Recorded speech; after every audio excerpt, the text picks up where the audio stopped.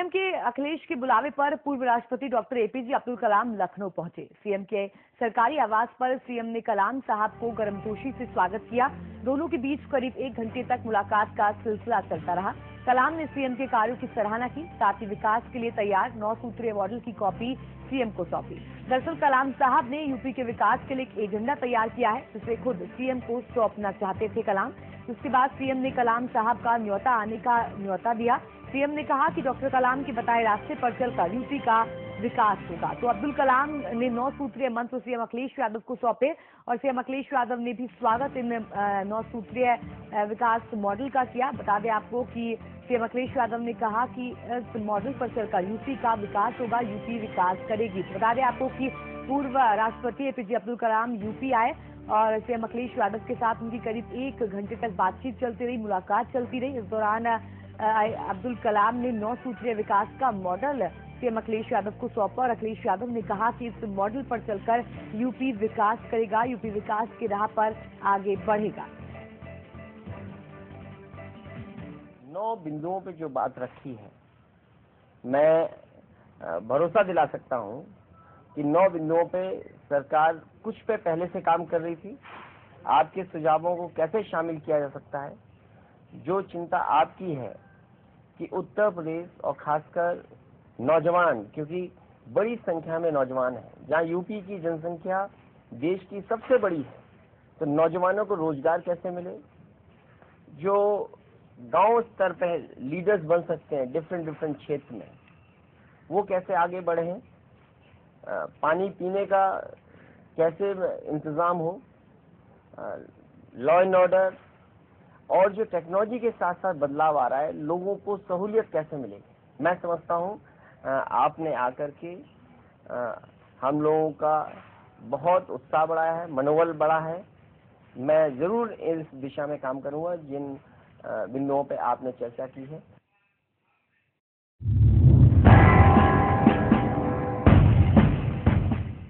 हमीरपुर के जिला कलेक्ट्रेट परिसर में किसान यूनियन के कार्यकर्ता धरने पर बैठे थे। अपनी 5 सूत्रीय मांगों को लेकर कार्यकर्ता कलेक्ट्रेट के लक्ष्मीबाई सभागार में मीटिंग कर रहे थे। तब एक अनजान शख्स ने जिला महिला किसान यूनियन के अध्यक्ष के साथ बदतमीजी कर दी, जिसके बाद अध्यक्ष और कार्यकर्ताओं ने शख्स की जमकर पिटाई कर दी। मनचले व्यक्ति ने भागकर अपनी जान बचाई।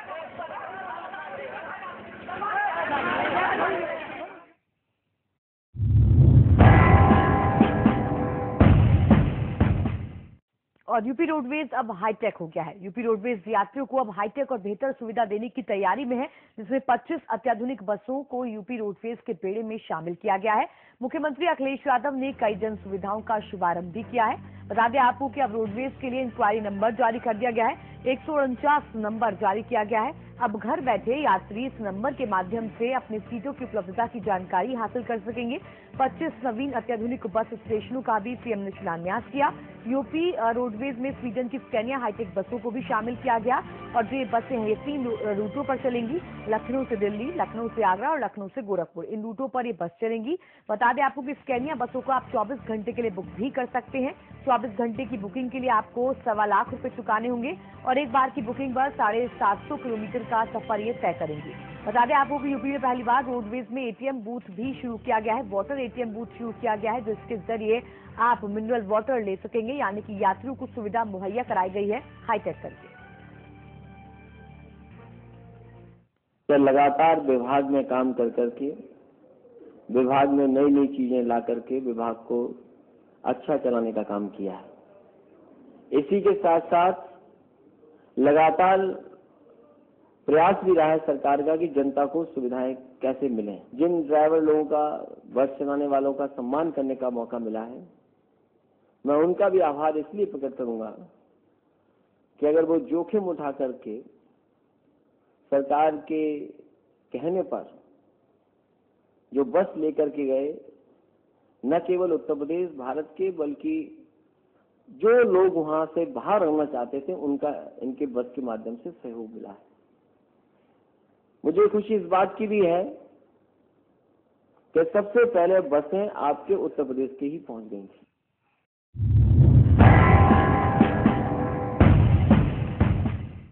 तो सरकारी विज्ञापनों पर सुप्रीम कोर्ट का बड़ा फैसला आया है। विज्ञापनों पर सिर्फ पीएम, राष्ट्रपति और सीजेआई की तस्वीर ही लगेगी।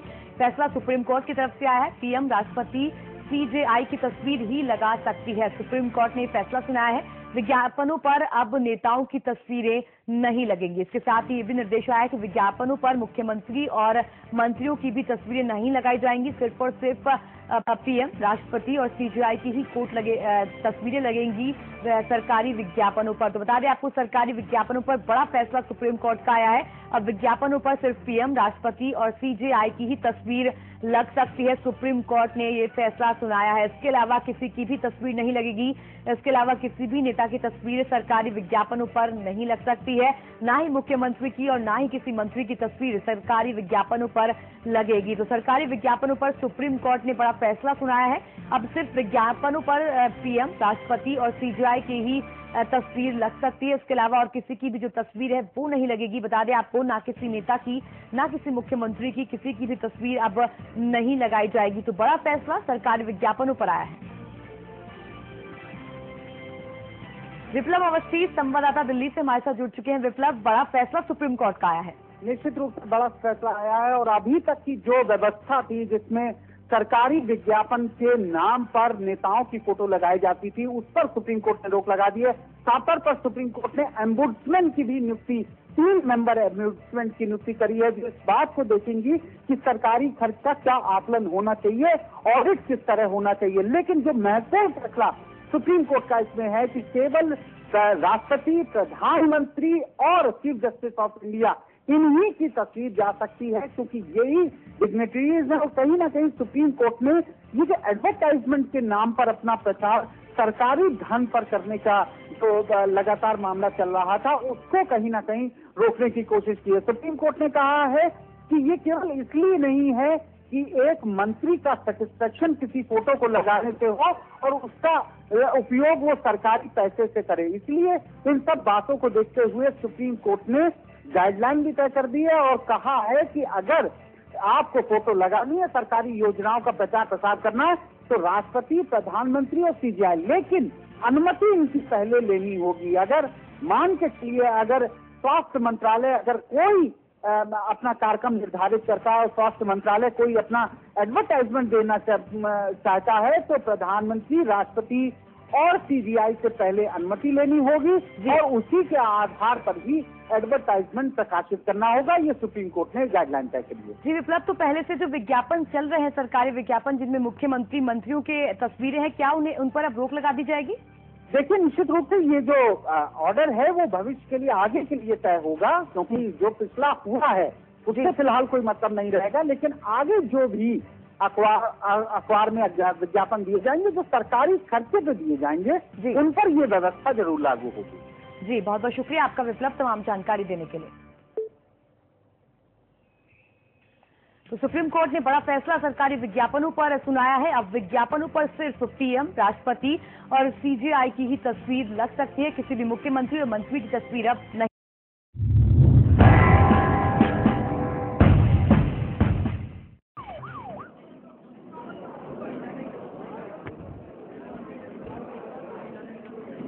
तो यह तस्वीरें आप देख सकते हैं कि सीएम आवास से जो लोग थे वो बाहर निकल आए। कार्यक्रम वहां पर चल रहा था और जब महसूस किए झटके तो वहां बैठे सभी लोग बाहर निकले। अफरा तफरी का माहौल जरूर पैदा हो गया, क्योंकि भूकंप के झटके लखनऊ में भी महसूस किए गए और सीएम आवास पर कार्यक्रम चल रहा था और इस कार्यक्रम के दौरान जो वहां बैठे लोग थे वो सभी खड़े हो गए और सभी बाहर निकलने लगे, क्योंकि भूकंप के जो झटके थे वो लखनऊ में भी महसूस किए गए, तेज झटके महसूस किए गए और लोगों में दहशत यहाँ पर भी देखने को मिली। और जो कार्यक्रम चल रहा था लखनऊ से, वहां पर भी लोगों में अफरा तफरी का माहौल पैदा हो गया। सीएम आवास में कार्यक्रम चल रहा था और इस दौरान जो वहां मौजूद लोग थे वो सभी अपनी जगहों पर खड़े हो गए। अफरा तफरी उनमें साफ देखी जा सकती है कि हलचल किस कदर मची हुई है लोगों में। तो ये सिर्फ तस्वीर लखनऊ की है और सभी जगह की अगर बात करें तो सभी जगह कुछ कुछ ऐसे ही तस्वीर सामने आ रही है जहां सभी लोगों में अफरा तफरी मची हुई है।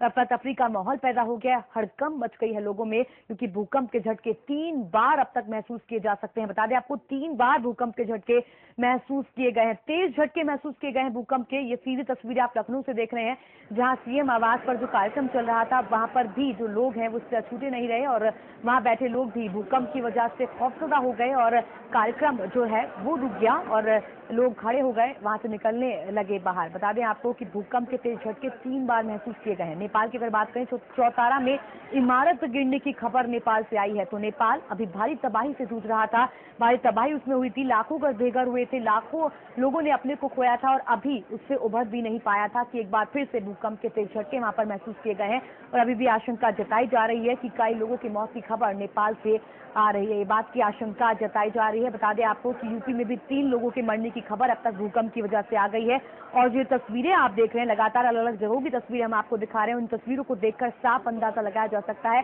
कि जो भूकंप है उसका खौफ किस कदर लोगों में है, उसका डर किस कदर लोगों के मन में पैदा हो गया है, क्योंकि लोग अपने घर, दफ्तर जहां भी थे वहां से निकलकर बाहर खड़े हो गए हैं, क्योंकि अपनी जान बचानी थी लोगों को। भूकंप का जो खतरा है वो अब लोगों के दिलों में पैदा हो गया है। तस्वीरें आप लखनऊ से देख रहे हैं, सीएम आवास की तस्वीरें हैं। कार्यक्रम यहां पर चल रहा था और यहां पर भूकंप के जब झटके महसूस किए गए तो लोगों को बाहर निकल आए।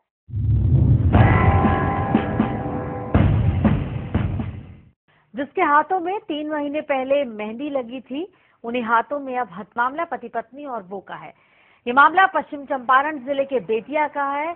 पत्नी नेहा का पूर्व प्रेमी गुड्डू शादी होने के बाद ही अपनी प्रेमिका को ब्लैकमेल कर रहा था और उसका शोषण करता रहा।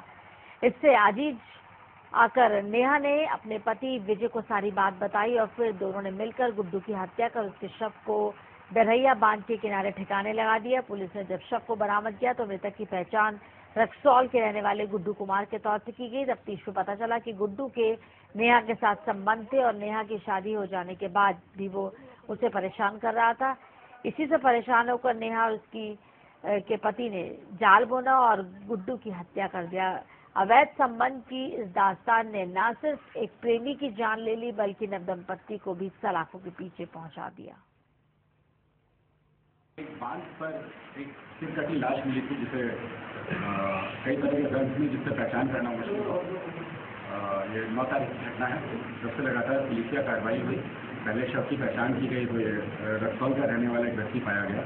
जब घटना की तह तक अनुसंधान पहुंचा तो पाया गया कि एक व्यक्ति और उसकी पत्नी ने मिलकर जो यह लड़का जो मृतक है पूर्व प्रेमी था उस महिला का।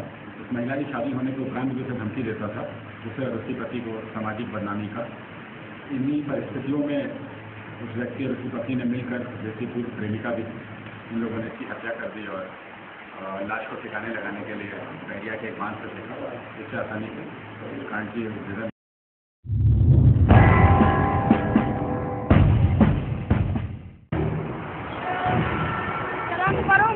मैं पैसे हाथ में नहीं दूंगी।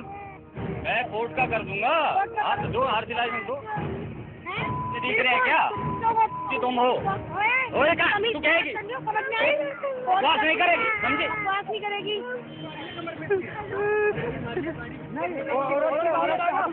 मैंने उसको रिश्वत नहीं दी तो इसलिए उसने मुझे इससे मारा। हेड कांस्टेबल को ऑलरेडी हमने सस्पेंड कर दिया है।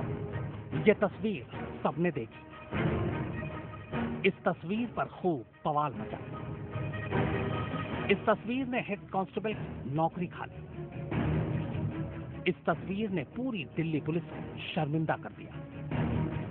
पर एक सवाल, क्या जो दिखता है हमेशा वही सच होता है? हम सब ने देखा कि कैसे दिल्ली पुलिस का हेड कांस्टेबल सतीश चंद्र एक महिला को भरी सड़क पर पत्थर फेंककर मार रहा है।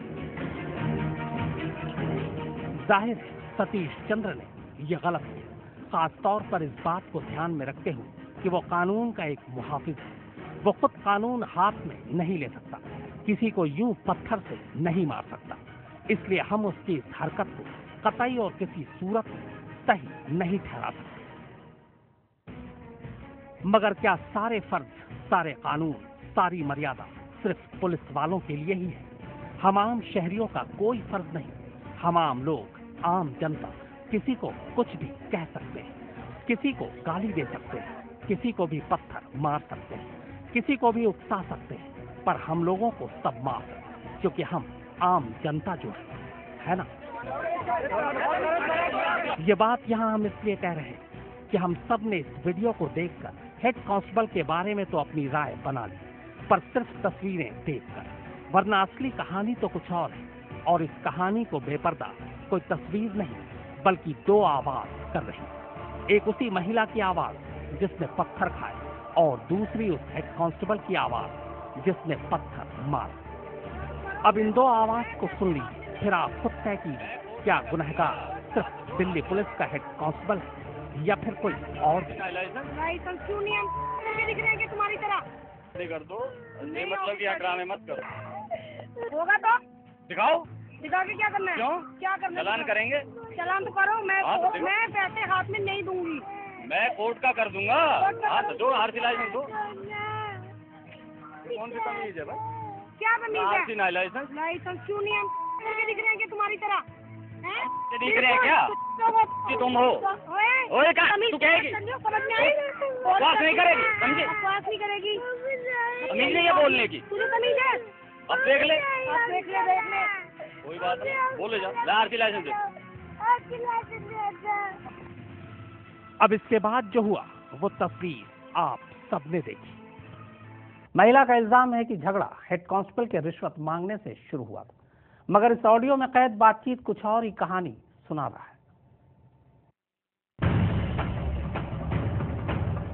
ये मतलब कि ड्रामे मत करो। होगा तो दिखाओ, दिखा के क्या करना है? क्यों? क्या करना है? चालान करेंगे। चालान तो करो, मैं हाँ, तो मैं पैसे हाथ में नहीं दूंगी। मैं कोर्ट का कर दूंगा। हाँ तो दो आरसी लाइसेंस दो।